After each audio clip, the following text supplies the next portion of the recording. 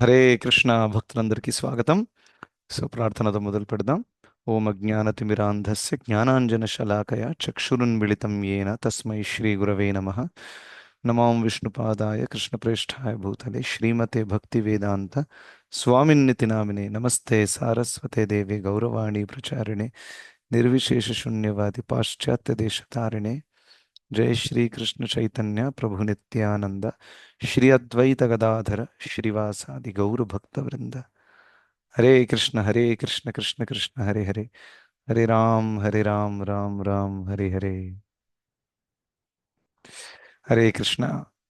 So మనము మన పండరపూర్ యాత్ర కోసం మన అంతరంగముగా మన చైతన్యాన్ని మనం తయారు చేసుకుంటున్నాం. సో పోయినసారి మనము పంఢరపుర ధామం గురించి చర్చించాము, పుండలీకుడి యొక్క భక్తి గురించి చర్చించాము, చంద్రభాగ నది గురించి మనం చర్చించాము. ఉం?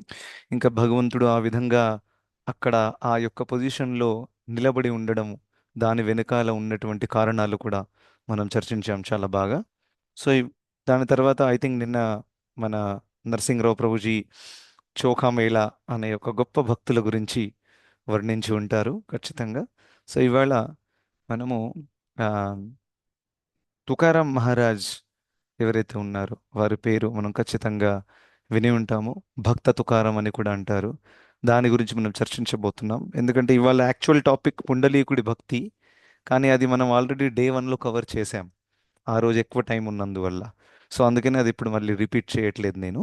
సో ఇవాళ మనం తుకారాం మహారాజ్ ఎవరైతే చాలా చాలా ప్రసిద్ధమైనటువంటి ఒక గొప్ప ఆచార్యులు, గొప్ప భక్తులు, విఠలుడి భక్తులు, ఆయన గురించి మనం చర్చిస్తాం. సో ఇంకా ప్రత్యేకంగా దాంట్లో నుంచి నేర్చుకోవాల్సిన విషయాలు ఏంటి అనేది మనము అది కూడా చర్చించడానికి ప్రయత్నిద్దాం. సో మీకు అందరికీ తెలుసు, తుకారాం మహారాజుల వారు ఒక గొప్ప భక్తులు. ఆయన 15th సెంచురీ ఆ టైంలో జన్మించారు దేహు అనే ఒక ప్లేస్లో. సో దేహు అనేది పూణేకి దగ్గరే. పూణే నుంచి ఇట్ ఇస్ మేబీ ½ 1 అవర్ ఉంటుంది అనుకుంటా. It's not very far. నేను వెళ్ళలేదు ఎప్పుడు పూణేలో ఉన్నాను 5 సంవత్సరాలు కానీ వెళ్ళలేదు. కానీ ఇట్స్ అ వెరీ చాలా మంది అక్కడ విజిట్ చేస్తూ ఉంటారు. తుకారాం మహారాజుల వారి ఇల్లు, ఆయన ఆరాధించినటువంటి విఠల్ రుక్మిణి విగ్రహాలు అవన్నీ కూడా అక్కడ ఉన్నాయన్నమాట. సో తుకారాం మహారాజు వాళ్ళ యాక్చువల్లీ బేస్ ఇల్లు లొకేషన్ అంతా కూడా దేహు, అది పూణేకి దగ్గర. ఇంకా ప్రతి సంవత్సరం ఆషాఢి ఏకాదశి జరిగినప్పుడు మీకు అందరికి తెలుసు మహారాష్ట్రలో ఏ విధంగా వేలు కాదు లక్షల మంది భక్తులు కాళ్ళకి చెప్పులు లేకుండా, ఆ, వాళ్ళు కాళ్ళ ద్వారా నడుస్తూ నడుస్తూ ప్రయాణం చేసి పంఢర్పూర్ దాకా వెళ్తారు. ఇది మరి ఒక్కరోజు ప్రయాణం కాదు కదా. ఇప్పుడు మనం ఇక్కడి నుంచి పంఢర్పూర్కి వెళ్తున్నాము, మనం ట్రైన్లో బస్సులు బుక్ చేసి వెళ్తున్నాము రైట్, హాయిగా కూర్చొని. కానీ వాళ్ళు కాళ్ళతో నడుస్తూ నడుస్తూ, మరి అదే ఖాళీగా నడుస్తూ కూడా కాదు, కీర్తన చేస్తూ నృత్యం ఆడుతూ. ఇంకా కొంతమంది మహిళలు చాలా అపారమైనటువంటి తపస్సు కూడా చూపిస్తారు. వాళ్ళు వాళ్ళ తల మీద తులసి మహారాణిని పెట్టుకొని నడుస్తారు పండర్పూర్ దాకా. నేను ఇప్పుడు చూపిస్తాను ఆ వీడియోస్. నేను కళ్ళారా చూశాను, ఎందుకంటే నేను పూణేలో ఉన్నాను కదా చాలా సమయం. అక్కడ ప్రతి సంవత్సరం పెద్ద జాతరలాగా అయ్యేది. నేను అనుకున్నాను ఏం నడుస్తుంది ఇక్కడ అని. అయితే చూస్తే మొత్తం మహారాష్ట్రియన్ భక్తులందరూ కూడా ధోతి కుర్తా వేసుకుని, అందులో ముసలి వాళ్ళు కూడా ఉన్నారు, పిల్లలు ఉన్నారు, అందరు ఉన్నారు. మహిళలు తల మీద తులసి మహారాణి పెట్టుకొని నడుస్తున్నారు. ఇంకా కరతాళం మృదంగం ఉంటుంది వాళ్ళ దగ్గర, సేమ్ ఇస్కాన్ స్టైల్ లాగానే కరతాళ మృదంగంలో రామకృష్ణ హరి అని ఈ ప్రత్యేకమైనటువంటి భజన, జయ జయ రామకృష్ణ హరి అని పాడతారనమాట. అది ప్రత్యేకంగా తుకారాం మహారాజుల వారు అది నేర్పారు, రైట్. సో ఆ విధంగా చేస్తూ చేస్తూ వారు పండర్పూర్ దాకా వెళ్తారు. సో తుకారాం మహారాజుల వారు కూడా వారు వెళ్ళేవారు ఆ విధంగా. వారితో పాటు వేల మంది ఫాలోవర్స్ ఎవరైతే ఉన్నారో, ఆ, తుకారాం మహారాజు యొక్క ఆశ్రయాన్ని తీసుకున్న వాళ్ళు ఆయనతో పాటు వెళ్ళేవారు. అక్కడ అదంతా కూడా కార్యక్రమం చేసి మళ్ళీ ఇంటికి తిరిగి వచ్చేవాళ్ళు అనమాట. సో ఇది అనేక రోజుల యొక్క యాత్ర. అక్కడెక్కడ రాత్రి ఎక్కడ ప్లేస్ దొరికితే ఒక ఊర్లో పడుకునేవాళ్ళు. ఆ విధంగా ఆ, చాలా చాలా తపస్సుతో కూడినటువంటిది. సో దీన్ని దిండి యాత్ర అని అంటారు, లేకపోతే వారి అని కూడా అంటారు. సో వారి వారి అని మీరు ఈ పేరు వింటారు. సో వార్కరీ సంప్రదాయం అంటారు దీన్ని. సో వార్కరీ సంప్రదాయం అంటే జనరల్గా ఈ తుకారాం మహారాజ్ ఒక లైన్లో వచ్చే వాళ్ళు ఎవరైతే ఉన్నారో వాళ్ళని వార్కరీ సంప్రదాయం అంటారు. సో ప్రత్యేకంగా వాళ్ళు కూడా మీరు చూస్తే తుకారాం మహారాజ్ ఏ ఆ, శిక్షణ అయితే ఇచ్చారో అది 100% మనకి గౌడీయ వైష్ణవ సంప్రదాయంలో ఉండేటటువంటి చైతన్య మహాప్రభులు ఇచ్చిన వారి శిక్షణతో కంప్లీట్గా మ్యాచ్ అవుతుంది. దాంట్లో ఎటువంటి డిఫరెన్సెస్ లేవు. తుకారాం మహారాజులు స్వయంగా తులసి మాల వేసుకునేవారు, ఎప్పుడు కూడా చేతిలో కరతాళము భజన పాడేవారు, ఆ, ఇంకా విఠల్ రుక్మిణిని ఆరాధించేవారు అనమాట. రైట్. సో ఆ విధంగా ఆ, ముఖ్యంగా మీరు చూస్తే తుకారాం మహారాజుల వారు ఇచ్చిన శిక్షణలో మూల శిక్షణ ఏంటంటే అందరూ కూడా పాత్ర అపాత్ర లేకుండా, జాతి భేదాలు లేకుండా, పుట్టుక ఇంకా లింగ భేదాలు లేకుండా ఎవరైతే హరినామాన్ని ఆశ్రయిస్తారో అటువంటి వాళ్ళు ఇదే జన్మలో భగవద్ధామానికి వెళ్ళిపోవచ్చు.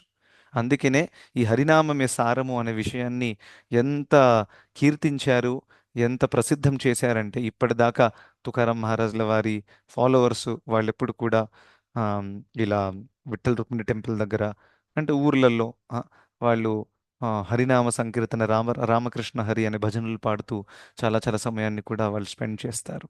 సో మన టీచింగ్ కూడా అదే. Yes or no? చైతన్య మహాప్రభులు వారు మనకు అదే చెప్పారు. ఆ, నమో మహావదాన్యాయ కృష్ణ ప్రేమ ప్రదాయతే. కృష్ణుడు కృష్ణ ప్రేమనివ్వడానికి వచ్చారు. ఆ హరినామాన్ ద్వారా మనకు కృష్ణ ప్రేమ మనకు ఉద్భవిస్తుంది. రైట్. సో ఆ విధంగా ఆ గురు కృప వల్ల, భగవంతుడి కృప వల్ల మనకి కృష్ణ ప్రేమ దక్కుతుంది ఆ హరినామము ద్వారా. సో ఆ హరినామమే సారమని మనకి తుకారాం మహారాజుల వారు కూడా అనేక అభంగాలు అని అంటారు దాన్ని. సో అభంగము అంటే వారు రాసినటువంటి పోయమ్స్ ఏవైతే ఉన్నాయో దాన్ని అభంగ అని అంటారు.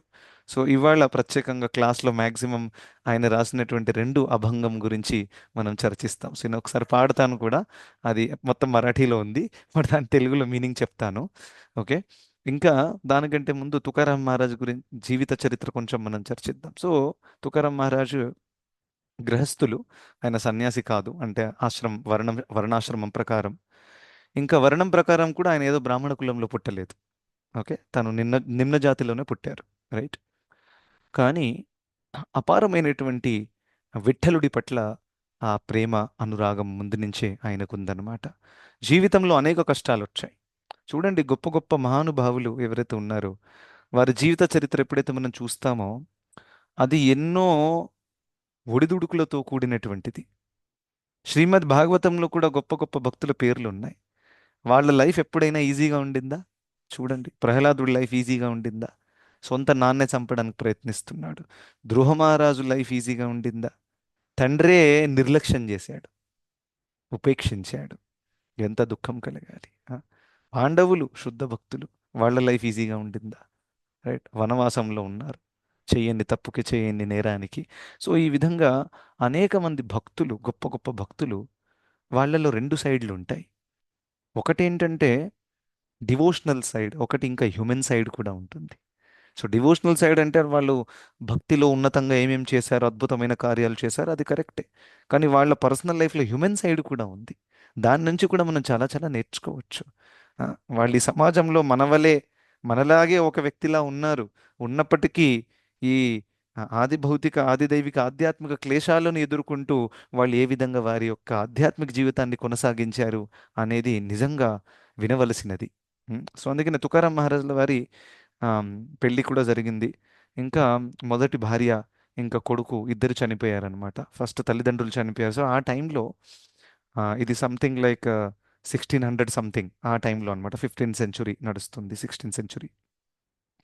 అప్పుడు కరువు వచ్చిందనమాట. తెలుగులో కరువు అంటారు అనుకుంటా, డ్రాట్. ఫెమైన్స్ వస్తాయి కదా, నీళ్లు లేవు, పంట పండట్లేదు, తినడానికి తిండి లేదు. అటువంటి సమయాలు ఎప్పుడెప్పుడు వచ్చేవి ఆ కాలంలో. సో అలా వచ్చినప్పుడు మొత్తం ఊర్లో ఎటువంటి పంట లేదు, ఏమీ లేదు. ఆ ఆకలితో ఆ, భార్య ఇంకా కొడుకు ఇద్దరు కూడా చనిపోయారు, తిండి లేక. అటువంటి తల్లిదండ్రులు కూడా మరి చనిపోయారు. అటువంటి ఆ, కఠినమైన పరిస్థితిని తను ఎదుర్కొన్నాడు అనమాట. ఎవరు? తుకారాం మహారాజుల వారు. పెళ్ళి అయింది. సో అప్పుడు ఆయన ఆ, కొన్ని రోజుల గురించి తను పూర్తిగా ఇటువంటి సంఘటన జరిగిన తర్వాత ఇంకా తను చాలా తీవ్రంగా ఆ విఠలుడి ఆశ్రయం తీసుకున్నారు. జనరల్గా ఇటువంటి సంఘటన జరిగితే సాధారణమైన వ్యక్తి ప్రశ్నిస్తాడు, దేవుడు అంటే ఎందుకు నన్ను కాపాడలేడు? దేవుడు నువ్వు ఉన్నావా? నా భార్యని, నా కొడుకు నా కళ్ళ ముందు చనిపోయారు. ఆ ఆ విధంగానే ఉంటారు. కానీ తుకారాం మహారాజుల వారు తీవ్రంగా విఠలుడి యొక్క ఆశ్రయాన్ని తీసుకున్నారు. ఇంకా విఠలుడి దర్శనం కూడా జరిగింది ఆయనకి. అంత తీవ్రమైన అంటే ధ్యానము చేశారు భగవంతుడి మీద భక్తి భావంతో. అప్పుడు విఠలుడి దర్శనం కూడా జరిగింది. సో దాని తర్వాత తను కంప్లీట్గా ఇక ఎటువంటి భవబంధనాలు లేకుండా ఇంకా పూర్తిగా భగవంతుల్లో నిమగ్నమైపోయి అనేక రచనలు కూడా చేశారు, పద్యాలు కూడా రాశారు. సో ఆ పద్యాలనే అభంగ అని అంటారనమాట. సో ఆ పద్యాలలో తన జీవన చరిత్ర గురించి కూడా కొంచెము వ్యాఖ్యానం చేశారు. రైట్. ఇంకా ముఖ్యంగా సారం ఏం చెప్పారు అన్ని పద్యాలలో? సారం ఏంటి? హరినామాన్ని తీసుకోండి, భగవద్భక్తి చేయండి. మీరు గృహస్థులు కానివ్వండి, శూద్రులు కానివ్వండి, బ్రాహ్మణులు కానివ్వండి, ఎవరైనా కానివ్వండి, కానీ అందరూ కూడా భక్తి చేసి భగవంతుని పొందొచ్చు అనే ఒక విషయాన్ని మరాఠీ భాషలో రాసి మహారాష్ట్ర అనే ఒక స్టేట్లో, ఈ కాలంలో మహారాష్ట్ర అంటాం కదా, అక్కడ తను ప్రసిద్ధంగా దీని యొక్క ప్రచారం చాలా చాలా తీవ్రంగా చేశారనమాట. రైట్. ఇంకా మనకి కొంతమంది ఆ, ఆచార్యులు కూడా చెప్పారు. రైట్. ప్రభుపాదుల వారు కూడా దీని వ్యాఖ్యానం చేస్తారు. ఇది చైతన్య మహాప్రభుల వారి యొక్క సెంచరీలోనే జరిగింది తుకారాం మహారాజుల వారు రావడం అనేది. రైట్. సో తుకారాం మహారాజుల వారికి చైతన్య మహాప్రభుల వారు స్వప్నంలో వచ్చి దీక్ష ఇచ్చారు అని కూడా చెప్పబడింది అనమాట. ఈ విధంగా దీక్ష ఇచ్చి ఈ హరినామ సంకీర్తనాన్ని ఈ యొక్క మహారాష్ట్ర ప్రొవిన్స్లోనూ ఉన్నావు కాబట్టి అక్కడ ఉండే లోకల్ లాంగ్వేజ్లో ఇంకా స్ప్రెడ్ చేయాలి. సో ఆ విధంగా ఈ రామకృష్ణ హరి అనే ఒక సంకీర్తన తుకారాం మహారాజుల వారు కూడా మహారాష్ట్రలో స్ప్రెడ్ చేశారు. ఏ విధంగా చైతన్య మహాప్రభుల వారు నవద్వీప్, జగన్నాథ్పురి అటు సైడ్లో చేశారు. అన్నమాచార్యుల వారు మన సైడ్లో చేశారు. ఎసర్నో ఆయన కూడా నేర్పింది ఇదే, చాలదా హరినామము. రైట్. ఆఖరికి ఇంకా తర్వాత తర్వాత ఎంతోమంది గొప్ప గొప్ప ఆచార్యులు వచ్చారు. త్యాగరాజుల వారు కూడా మళ్ళీ సౌత్లో ఆయన చేశారు. సో ఈ విధంగా అనేక మంది అలా వారి వారి లోకల్ లాంగ్వేజెస్తో చేయడం అనేది చాలా అద్భుతంగా జరిగిందనమాట. ఏ విధంగా అన్నమాచార్యుల వారు అదే విషయాన్ని తెలుగులో చెప్పారు. రైట్. ఇంకా తుకారాం మహారాజుల వారు అదే విషయాన్ని మరాఠీలో చెప్పారు. చైతన్య మహాప్రభుల వారు అదే విషయాన్ని బెంగాలీలో చెప్పారు. రైట్. సో ఆ విధంగా పూర్తి భారతదేశంలో ఒక భక్తి మూమెంట్ చాలా చాలా తీవ్రంగా స్టార్ట్ అయిందనమాట. ఆల్దో ముఘల్ పవర్లో ఉన్నాం అప్పుడు మనం. మొఘల్స్ మ్యాక్సిమం అంతా క్యాప్చర్ చేశారు, మందిరాలని విరగొట్టేశారు. అయినా కానీ ఇది ఏ టైం అంటే ఛత్రపతి శివాజీ మహారాజ్ ఉన్నారు కదా, ఇది ఆ సమయంలో జరిగినటువంటి ఘట్టం అనమాట. సో అలా తుకారాం మహారాజుల వారు మళ్ళీ పెళ్లి చేసుకున్నారు. దాని ద్వారా మళ్ళీ సంతానం కూడా కలిగింది. సో రెండవ భార్య చాలా పతివ్రత. తను తను భక్తిలో ఇంట్రెస్ట్ తనకి స్వయంగా లేదు. రైట్. ఇంకెప్పుడు అనుకునేది ఏమీ పని చేయడు, ఎప్పుడు విఠల విఠల అంటాడు, పాండురంగ అంటాడు ఆ, అని తను ఎప్పుడు కూడా కొంచెం టెన్షన్లో ఉండేది. అంత సాటిస్ఫైడ్గా లేదనమాట భర్తతో. రైట్. సో అయినా కానీ భర్త కాబట్టి నేను సేవ చేయాలి కాబట్టి ఎప్పుడు కూడా దాన్ని నిర్లక్ష్యం చేసేది కాదు. ఫర్ ఎగ్జాంపుల్ తుకారాం మహారాజుల వారు ఇప్పుడిప్పుడు అలా అసలు అన్నము తిండి నీళ్ల మీద ధ్యాసే లేదు. రైట్. ఇప్పుడు అలా అడవిలో వెళ్ళిపోయేవారు, ఒక పెద్ద పర్వతం మీద కూర్చునేవారు. అక్కడ కూర్చొని హరినామం చేస్తూ పూర్తిగా ఆ విఠలుడు నిమగ్నమైపోయేవారు. ఇంకో భార్య ఏమో వెతుకుతుంది, ఎక్కడికి వెళ్ళారని. వాళ్ళ లంచ్ కూడా తినలేదు పాపం. ఈ ఇంటికి కూడా రాలేదు. మరి ఆ టైంలో ఫోన్ లేదు, వాట్సాప్ లేదు. ఏమండి వస్తున్నారా ఇంటికి అని అలా కూడా లేదు. సో తను స్వయంగా టిఫిన్ ప్యాక్ చేసి వెళ్ళేది అడవిలలో వెతకడానికి, మా వారు ఎక్కడున్నారో, ఆయనకి ఆకలేస్తుందేమో అనేది. కరెక్ట్. ఈ కాలంలో పరిస్థితి చాలా మారిపోయింది. యా. మీరు బయటే ఉన్నారా, అక్కడ బయట తినేయండి పర్వాలేదు. రైట్. అలాంటి కేసెస్ కూడా ఉన్నాయి. కానీ పతివ్రత స్త్రీ కాబట్టి తను స్వయంగా వెళ్ళి వెతికేదన్నమాట. సో అక్కడ ఆ, రాళ్లల్లో ఎక్కడైతే ఆ హరినామం వినిపిస్తుంది అని అంటే అక్కడే చుట్టుపక్కన ఉంటాడు. అంత అంటే తుకారాం మహారాజుల వారు తను హరినామం చేస్తే అక్కడ ఉండే ఒక్క పూర్తి ఆ పర్వతం కానివ్వండి, ఒక్కొక్క చిన్న చిన్న అక్కడ దాని నుంచి కూడా హరినామం వచ్చేది అనమాట. అది కదిలిపోయేవి. అంత శుద్ధమైనటువంటి హరినామము తుకారాం మహారాజుల వారు తీసుకునేవారు అనమాట. సో అంత శుద్ధ ఆచార్యులు, ఇంకా ఎంతో మందిని ప్రభావ పెట్టారు కూడా. ఒకసారి ఏమైందంటే ఊరిలో తుకారాం మహారాజుల వారు ఒక అద్భుతమైన విషయం చేశారు. ఇదే విషయం శ్రీల ప్రభుపాదుల వారు కూడా చేశారు.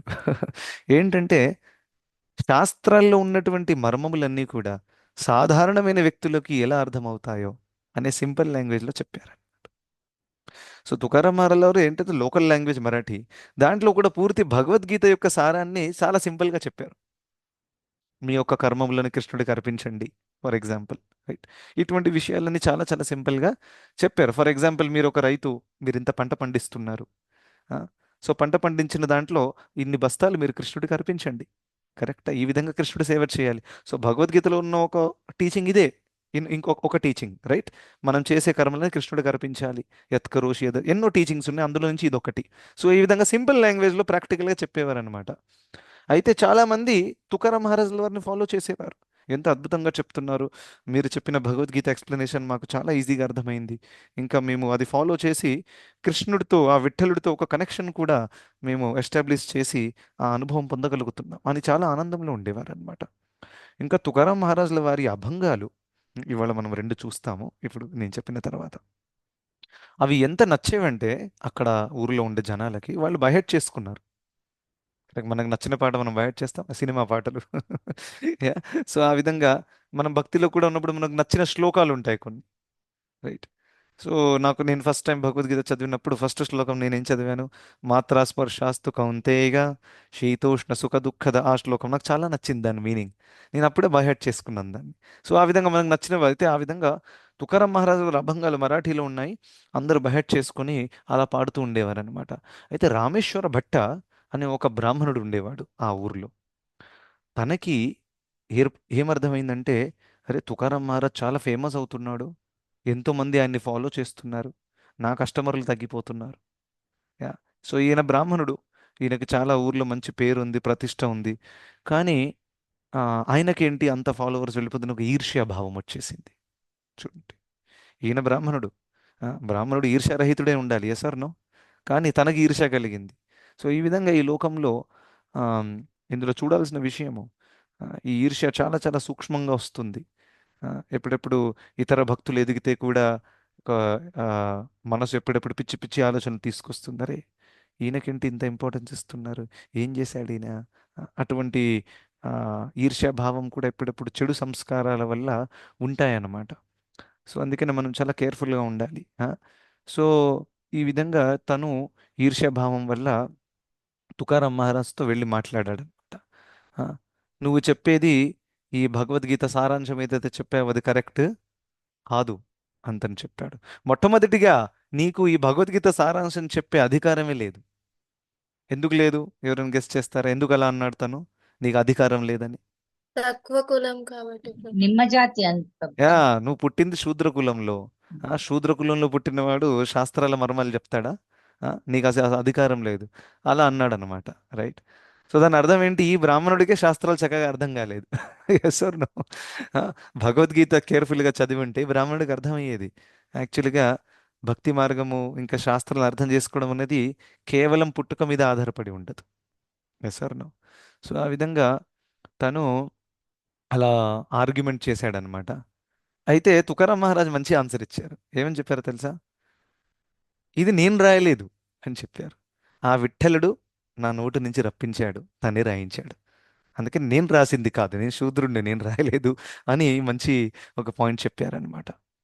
అయితే ఈయనేమన్నాడు బ్రాహ్మణుడు, రామేశ్వర భట్ట అని అన్నాడంటే, ఇది నిజంగానే విఠలుడు నీ నోటి నుండి రాయించారు అయితే ఓ పని చేద్దాం, నువ్వు రాసిన అభంగాలు ఏవైతే ఉన్నాయో తామరపత్రం మీద రాసావు కదా అంతా కూడా, అవన్నీ కూడా ఇంద్రాయణి అనే నది ఉంది అనమాట దేహు దగ్గర.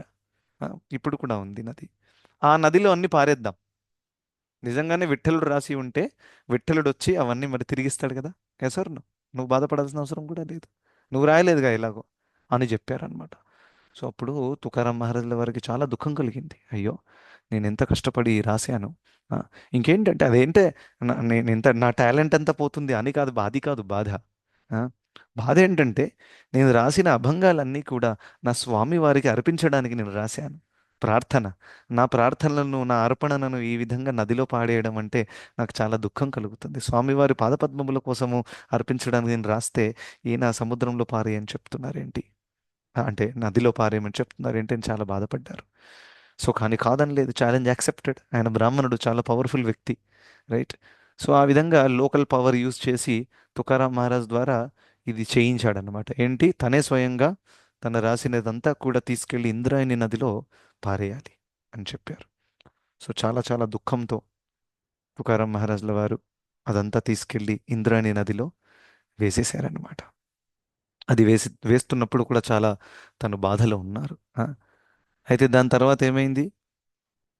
నెక్స్ట్ డే ఆ అన్ని అభంగాలు దాన్ని ఏం చేశారంటే ఆ తామరపత్రాలన్నీ కూడా ఇలా కట్టేసి పెద్ద పెద్ద రాళ్ళకి కట్టేసి నదిలో వేశారు, మళ్ళీ తేలకుండా కిందికి వెళ్ళిపోతుందని.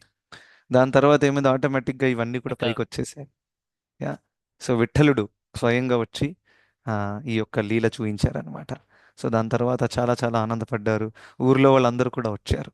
వచ్చి ఆ, వాళ్ళందరూ కూడా దాన్ని మంచిగా స్వీకరించారు, రైట్. సో ఇంకోటి అక్కడ వేరే ఎక్స్ప్లెనేషన్ ఉందంటే ఆ ఆ ఊర్లో వాళ్ళందరికీ ఇవన్నీ కూడా బై హార్ట్ అయిపోయాయి. ఏంటి? ఈ అభంగాలన్నీ కూడా. ఆ, సో అది అన్ని నదిలో వెళ్ళిపోయిన తర్వాత కూడా ఈ ఊర్లో వాళ్ళందరికీ తెలిసిందనమాట, తుకారాం మహారాజ్ వారి అభంగాలన్నీ నీళ్ళల్లో పారేశారని. వీళ్ళందరూ వచ్చేసి అన్ని మళ్ళీ రాశారు. ఎందుకంటే వాళ్ళ మైండ్లో ఉంది మొత్తం. మళ్ళీ రాసి తయారు చేసి ఇచ్చారు, తీసుకోండి, ఎందుకంటే మీరు రాసినవన్నీ మా మైండ్లో తిరుగుతున్నాయి. సో ఆ విధంగా అన్నీ కూడా రికవర్ అయిపోయాయి అన్నమాట, రైట్. సో అద్భుతం. ఇప్పుడు నేను చూపిస్తాను ఒక వీడియోలో, మీరందరూ చూడొచ్చు. I just show.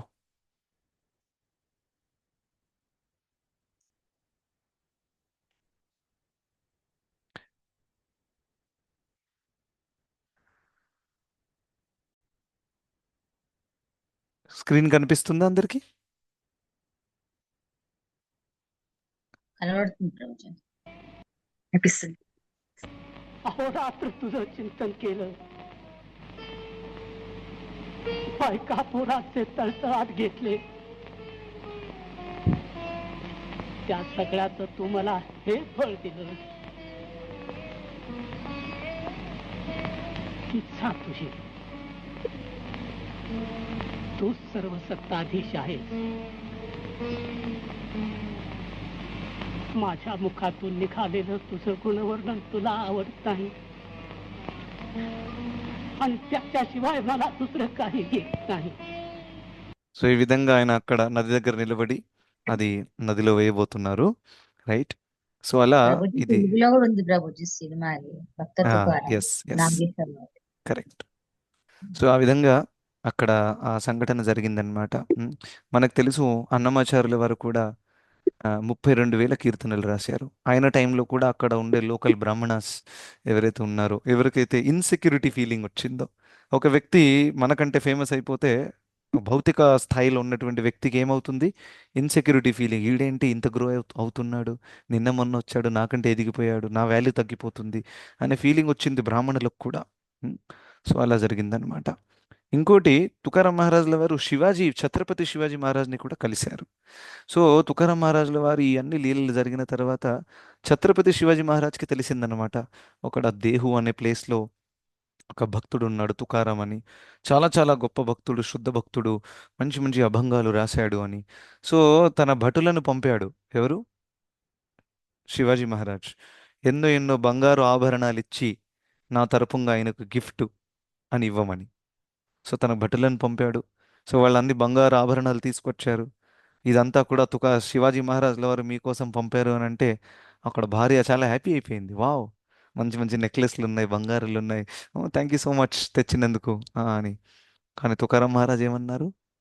ఇది విషంతో సమానం, దీన్ని ముట్టుకొని తీసుకెళ్ళండి. భార్య ఫీల్ అయిపోయింది. అరే అరే అరే, ఇంట్లోకి వచ్చే గృహలక్ష్మి ఏమంటారు, ఇంట్లో వచ్చే లక్ష్మిని పంపించేస్తున్నారా మీరు అని. సో ఎందుకంటే ఆమె కంప్లీట్గా ఆధ్యాత్మిక స్థాయిలో లేదనమాట. ఇంకా తుకారాం మహారాజ్ వేరే ప్లాట్ఫామ్లో ఉన్నారు కంప్లీట్గా. ఆయనకు తెలుసు. భగవద్గీతలో కూడా ఉంది, సమలోష్ట్రాస్మ కాంచన. భగవద్గీతలో కృష్ణుడు చెప్పారు, ఉన్నత స్థాయిలో ఉన్న భక్తులు లోష్ట్ర అస్మ కాంచన. కాంచన అంటే బంగారం, లోష్ట్ర అంటే రాయి. బంగారానికి రాయికి ఎటువంటి డిఫరెన్స్ లేదు అనే భావంతో ఉంటారు ఉన్నత స్థాయి. అంటే రెండు ఒకటే సమానం. ఎందుకంటే బంగారం పట్ల చాలా ఆసక్తి ఉంటుంది ఈ లోకంలో జనాలకి, రైట్. సో ఆ విధంగా తుకారాం మహారాజుల వారికి నాకు ఆ బంగారం ఆభరణ ఇదేది అవసరం లేదని చెప్పేశారు. ఇంకా రివర్స్ పంపించేశారు. శివాజీ మహారాజ్ ఇంకా ఆశ్చర్యపోయారు. అరే రే, ఎంత వైరాగ్యం ఉన్న వ్యక్తి. జనరల్గా ఒక సన్యాసికి మీరు బంగారం ఇదంతా ఇస్తే ఆబ్వియస్గా అతను నో అంటాడు, సన్యాసి కాబట్టి. ఈయన గృహస్థుడు కదా.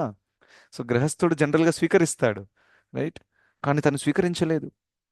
తుకారాం మహారాజ్, సో శివాజీ మహారాజ్ స్వయంగా వచ్చారు కలవడానికి, నేను ఆయన దర్శనం పొందాలి అని, ఆయన నుంచి నేను శిక్ష పొందాలి అని. శివాజీ మహారాజ్ వచ్చి కలిశారు. అప్పుడు ఇంకా ఇవ్వడానికి వచ్చారనమాట. ఇదంతా తీసుకోండి, బంగారు ఆభరణాలు తీసుకోండి అని. కానీ తను అన్నారు, ఇదంతా నాకు ఎటువంటి అవసరం లేదు, దీనితో నాకు ఎటువంటి పని లేదు, ఇది మీరు తీసుకెళ్ళండి. ఇంకా దానితో సహా తను రాజు కాబట్టి తనకి మంచి శిక్షణ కూడా ఇచ్చారు. నువ్వు ఒక రాజువి, క్షత్రియుడివి, ఎప్పుడు కూడా శాస్త్రానుసారముగా గురువు అనుసారముగా నువ్వు రాజ్యాన్ని పరిపాలించాలి, ప్రజల సంరక్షణ చెయ్యాలి.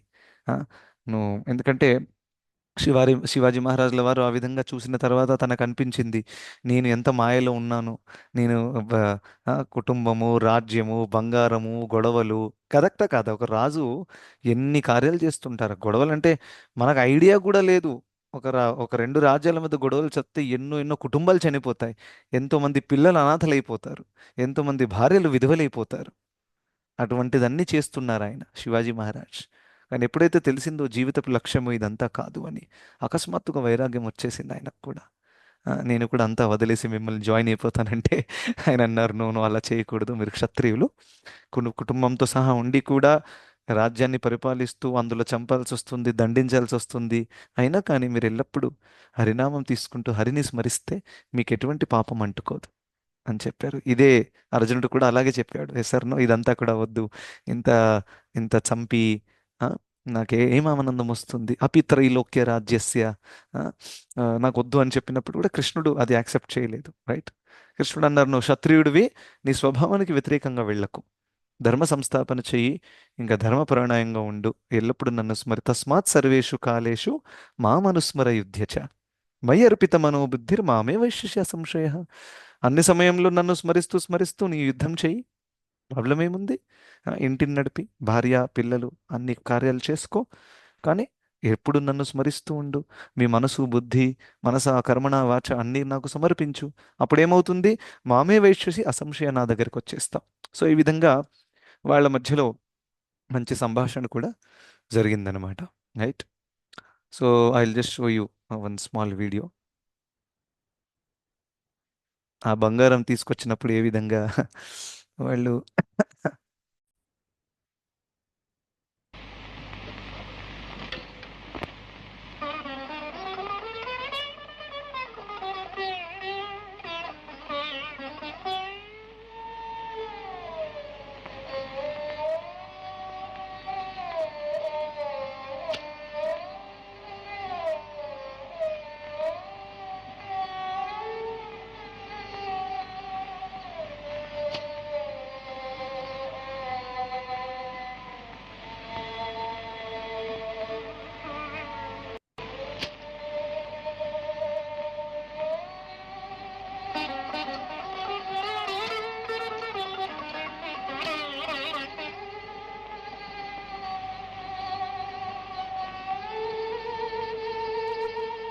सांगा, आमचा तुम्हाला आशीर्वाद आहे. आम्ही या मान सन्मानाला मुळीच लायक नाही. एका विठ्ठल सेवेखेरीज आमच्या सगळ्या आशा नष्ट झाल्या आहेत. पण సో ఆయన ఏమన్నారంటే, నాకు ఇటువంటిది ఏది అవసరం లేదు, ఇంకా దీని అర్హత కూడా నాకు లేదు, నేను ఆ విఠలుడి సేవ చేసినందువల్ల ఇటువంటి ఆశలన్నీ కాలి బూరిదైపోయాయి అని చెప్పారు. ఆ, అది చూసి శివాజీ మహారాజుల వారు ఇంకా చాలా చాలా ఇంప్రెస్ అయ్యారనమాట. ఈ విధంగా ఈయన నిజంగానే ఉన్నతమైన భక్తి. ఎందుకంటే ఒక వ్యక్తి యొక్క అసలైన స్వభావము ఏర్పడుతుంది ఎప్పుడైతే వ్యక్తికి డబ్బు, పవరు, పొజిషన్ ఇస్తారనుకోండి. అప్పుడు అసలైన స్వభావం బయటపడుతుంది. ఎసర్నో ఎవరైనా ఫ్రీగా ఈ విధంగా డబ్బులు వచ్చినది కాదంటారా ఎవరైనా? అనరు. ఇంకా ఫ్రీగా కూడా కాదు, ఆయన ఆబ్వియస్గా ఎన్నో అభంగాలు ఇవన్నీ రాశారు. ఎవరైనా అప్రిషియేషన్ కోసం ఇస్తే ఎవరు కాదనరు ఈ లోకంలో. రైట్? కానీ భక్తులకి ఎటువంటి ఆశ ఉండదన్నమాట. సో అలా భార్యకి నచ్చలేదు ఆబ్వియస్గా, but still he did. Don't try this at home, okay? But ఇది ఉన్నత స్థాయిలో ఉన్నటువంటి భక్తులు కాబట్టి వాళ్ళు అలా చేశారు, మనం అలా చేయకూడదు. Yeah, that is important. ఇంకా దాని తర్వాత ఇప్పుడు మనం ఒక అభంగం చూద్దాము, రెండు అభంగాలు. రైట్? సో తుకారాం మహారాజుల వారు ఎప్పుడు కూడా ఆ, కూర్చునేవారు, ఎప్పుడు ధ్యానం చేసేవారు. ఇక్కడ ఒక సాంగ్ నేను చూపిస్తాను, ఇది చాలా చాలా అద్భుతమైనటువంటి, నాకు చాలా ఇష్టం. ఇది మరాఠీలో ఉంది.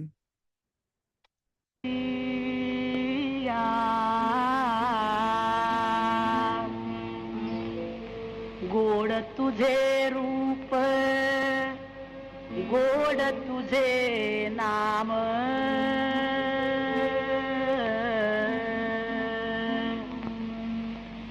देई मज प्रेम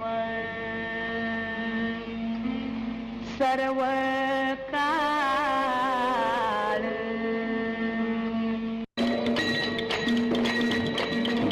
देई मज प्रेम सर्व काळ तू मागुली ये हातीवर देई संचरोनी राही हृदयी माझ्या तुका म्हणे काही न मागो आणि दे. సో ఈ విధంగా కరతాళంతో అందరూ కూడా దీన్నే సంకీర్తన అంటారు, చూసారా? సో ఈయన కూడా సంకీర్తన మూమెంటే మహారాష్ట్ర రీజన్లో స్టార్ట్ చేశారనమాట. ఈ విధంగా కీర్తన పాడుతూ అందరూ కూడా అందులో జాయిన్ అవ్వడం అనేది, రైట్? సో నేను ఇది స్టార్టింగ్లో దిండి యాత్ర గురించి నేను చెప్పాను. ఎక్కడైతే తుకారాం మహారాజుల వారు వెళ్ళేవారు, సో వెళ్ళినప్పుడు ఏ విధంగా వేల మంది భక్తులు జాయిన్ అయ్యేవారు అనమాట. So I just show you the video. ఒక నిమిషం, ఇక్కడ చూడొచ్చు మీరు.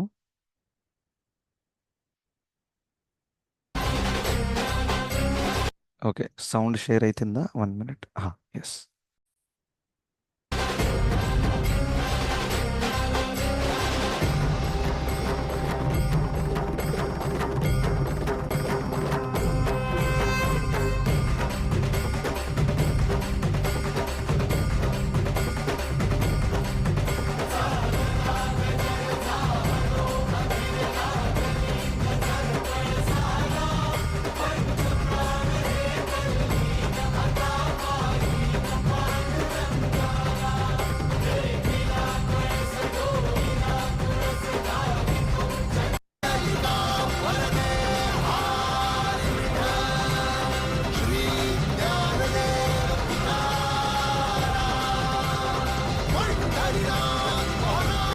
సో ఇది సంవత్సరానికి ఒకసారి జరిగేటటువంటి ఆషాఢి ఏకాదశి రోజు మహారాష్ట్రలో భక్తులందరూ కూడా పంఢర్పూర్కి వెళ్తారు, నడుచుకుంటూ వెళ్తారనమాట. ఇంకో వీడియో కూడా ఉంది, ఐల్ షో యూ దట్.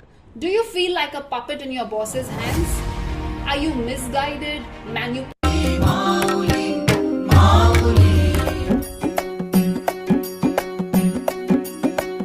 ఎంతమంది జనాలు చూడండి. పతాకా घेऊनी वारी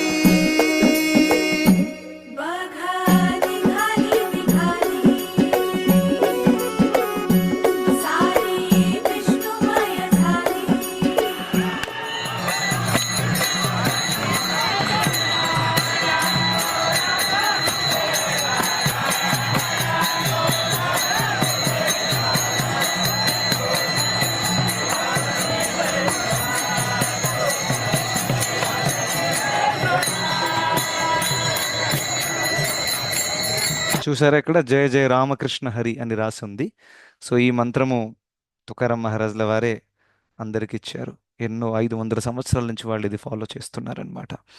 అండ్ ఇది చూసిన తర్వాత మీకు ఐడియా వచ్చేస్తుంది మన సంప్రదాయానికి ఇంకా తుకారాం మహారాజుల వారి యొక్క టీచింగ్స్కి ఎంత కామనాలిటీస్ ఉన్నాయి. Yes no? మనం కూడా ఈ విధంగా ప్రభుజీ, ఈ రథయాత్ర యాత్ర అనేది ఎప్పుడవుతుంది ప్రభుజీ? అక్కడ దుండి అనే యాత్ర ఏ Ashadhi time? Ekadashi. So this Ashadham, okay. Ashadhi Ekadashi రోజు జూలై వస్తుంది. జూలైలో వస్తుంది. ఓకే. అండ్ ఇది all over different places, Pune నుంచి ఇంకా ఆళంది నుంచి ఎన్నో ఎన్నో ప్లేసెస్ నుంచి అందరూ పంఢర్పూర్కి వస్తారనమాట, డిఫరెంట్ డిఫరెంట్ ప్లేసెస్ నుంచి అలా. సో అందులో చూసారు, ఆ ప్రొసెషన్లో కూడా మీరు చూసుంటారు ఏ విధంగా వాళ్ళందరూ కూడా ఖాళీగా నడవట్లేదు. వాళ్ళ కరతాళము, మృదంగము, కీర్తన నడుస్తుంది కంటిన్యూస్గా, రైట్? సో ఈ విధంగా అద్భుతమైనటువంటిది తుకారాం మహారాజుల వారు చాలా చాలా స్వయంగా చేసి అందరికీ ఇన్స్పైర్ కూడా చేశారు. సో ఒక రకంగా ఇది మన సౌభాగ్యము. మనం అలా అయితే వెళ్ళట్లేదు, కాళ్ళ మీద నడుస్తూ అంత తపస్య మనం చేయలేం బహుశా. కానీ మనం పంఢర్పురానికి వెళ్తున్నాము. సో ఒక తుకారాం మహారాజ్ లాంటి శుద్ధమైన భక్తులు చూపించినటువంటి మార్గము, అది మనం ఫాలో చేయడానికి ప్రయత్నిస్తున్నాం. సో దాని ద్వారా ఖచ్చితంగా మనకి లాభం దక్కుతుంది, ఒకవేళ మనం సరైన చైతన్యంతో అక్కడికి మనం వెళ్తే. ఇప్పుడు ఒక తుకారాం మహారాజుల వారి ఒక భజన, మనం దాని గురించి కొంచెం చర్చిద్దాం. సో ఇది చాలా చాలా ఫేమస్ భజన. I just show you on the screen. ఇది హిందీలో ఉంది, మరాఠీలో ఉంది ఇది. సో ఇక్కడ తుకారాం మహారాజు గారు అక్కడ ఏకాంతంలో ఉన్నప్పుడు ఇది రాశారనమాట. రైట్. సో ఇది జనరల్గా వేరే వేరే ట్యూన్స్లలో పాడతారు. So I will try to sing this మరాఠీలో. ఇంకా దీని మీనింగ్ ముఖ్యంగా దీని తర్వాత మనం చూద్దాము. Hmm. सदा माझे डोळा जडो तुझी मूर्ती, रखुमाईचा पती सोयरिया. गोड तुझे रूप, गोड तुझे नाम, गोड तुझे रूप, गोड तुझे नाम. देई माझा प्रेमा सर्व काळ, देई माझा प्रेमा सर्व काळ. विठू माऊलीये हाची वर देई, संचारुणी राही हृदयी माझी. विठू माऊलीये हाची वर देई, संचारुणी राही हृदयी माझी. तुका म्हणे काही न मागू आणिक, तुझे पायी सुख सर्व आहे, तुझे पायी सुख सर्व आहे అని ఈ యొక్క భజన వారు రాశారు. సో మొట్టమొదటి లైన్ మీనింగ్ సదా మాఝే డోళా జడో తుझी మూర్తి. అయితే విఠలుడికి వేడుకుంటున్నారు, కృష్ణుడికి వేడుకుంటున్నారు, కృష్ణ విఠల నా కళ్ళు ఎప్పుడు కూడా మీ యొక్క రూపాన్ని ధరించాలి అని అంటున్నారు అనమాట. సో అంటే నా కళ్ళ ద్వారా నేను ఏ భౌతిక అందం చూడాలనే కోరిక నాకు లేదు, కేవలం మీ దివ్యమైన రూపము నా కళ్ళల్లో చిరకాలం నిలిచిపోవాలి కృష్ణ అని తను వేడుకుంటున్నారు. ఎవరికి వేడుకుంటున్నారు? రఘుమాయిచా పతి. రఘుమాయిచా పతి అంటే రుక్మిణి యొక్క పతి. ఎవరు? కృష్ణ అని అలా చెప్తున్నారు అనమాట. ఎందుకు? గోడ తుझे రూప, గోడ తుझे నామ. మీ రూపము మీ నామము చాలా తీయగా ఉంది. గోడ అంటే తీయగా ఉన్నటువంటిది. సో రూపము నామము తీయగా ఉంది అంటే చాలా రుచికరమైనటువంటిది. రైట్. ఇది మనకి మన ఆచార్యులు కూడా ఎంతోమంది చెప్పారు. రైట్. ఒక గోస్వామి ఏం చెప్తున్నారు? నాకు ఒక్క నోరు సరిపోవట్లేదు హరినామం చెప్పడానికి, నాకు వేల కొద్ది నోర్లు కావాలి, హరినామం అంత రుచికరమైనటువంటిది అని చెప్పారు. మన గోస్వాములు కూడా అదే చెప్పారు. తుకారాం మహారాజ్ అదే చెప్తున్నారు. గోడ తుझे రూప, గోడ తుझे నామ. ఇంకా నాకు దయచేసి దెయ్యి మజ ప్రేమ సర్వ కాళే. ఇంకా ఈ రూపము ఈ నామము పట్ల ప్రేమ నాకు సర్వకాలం ఇవ్వండి. 1/2 అవర్ 1 అవర్ కాదు, ఎప్పుడు కూడా ఈ రూపం పట్ల ఈ నామం పట్ల నాకు ప్రేమ ఉండాలి. ఓ రఘుమాయిచా పతి అంటే రుక్మిణి యొక్క భర్త, దయచేసి ఈ యొక్క కోరిక నాకు తీర్చండి అని చెప్తున్నారు. విఠో మావులి. యాక్చువల్లీ మావులి అంటే తల్లి మరాఠీలో, కానీ విఠలుణ్ణి మావులి అని కూడా పిలుస్తారు మహారాష్ట్రియన్స్. ఎందుకంటే తల్లికి ఉన్నటువంటి ఒక ప్రేమ ఆ విఠలుడు తన భక్తుల పట్ల చూపిస్తాడు, భక్త వాత్సల్యం. రైట్. సో అందుకనే తను విఠు మావులి అని కూడా అంటారు. సో అందుకే విఠు మావులియే హాచివరదేయి సంచారో నిరాహి హృదయి మాజా. అంటే ఈ లైన్ చాలా అద్భుతమైనటువంటిది. ఏమంటున్నారంటే నాకు ఒక వరదానం ఇవ్వండి విఠల, నాకు ఒక వరదానం. ఏంటా వరదానము? సంచారూని రాహి హృదయి మాజీ. దాని అర్థం ఏంటి? మీరు ఎల్లప్పుడూ నా హృదయంలో ఉంటారు అని, నా చిత్తంలో ఎల్లప్పుడూ ఉంటారు అనే ఒక నాకు వరదానం ఇవ్వండి. నా చిత్తంలో నా హృదయంలో నేను వేరే ఎవరికి కూడా స్థలం ఇవ్వడానికి నాకు ఇంట్రెస్ట్ లేదు, మీరు తప్ప. కానీ అది మీ కృప లేకుండా సాధ్యం కాదు. అర్థమైంది కదా?